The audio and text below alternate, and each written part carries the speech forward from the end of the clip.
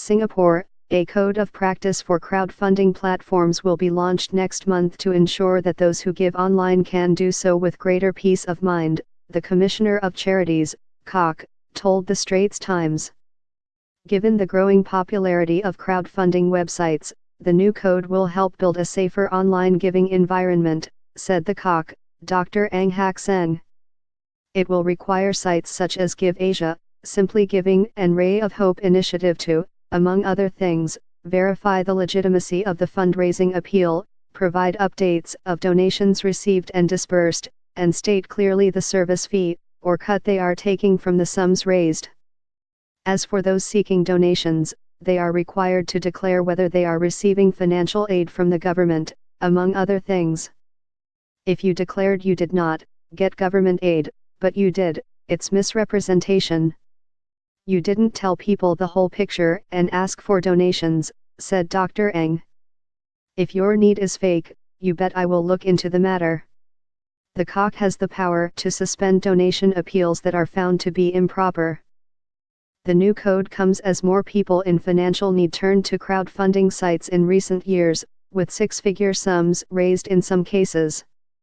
The government-backed Giving.sg web portal also raised $50 million since its inception in December 2015, a sum its predecessor SG Gives took 5 years to collect from 2010 to 2015.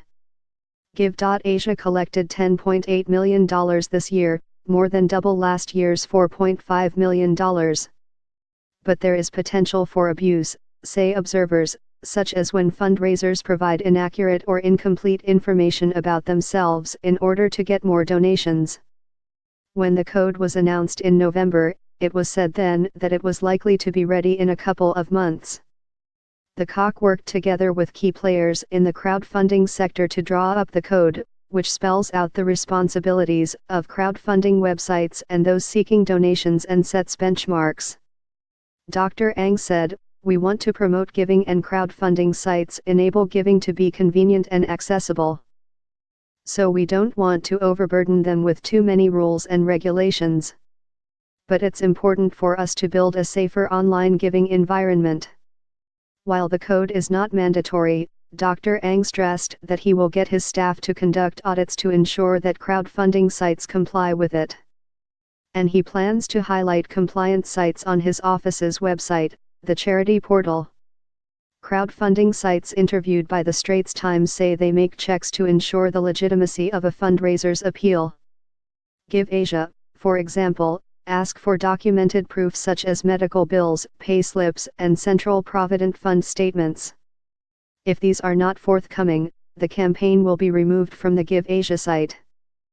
Its co-founder Aseem Thakur said the site has not come across any fraudulent fundraiser in Singapore.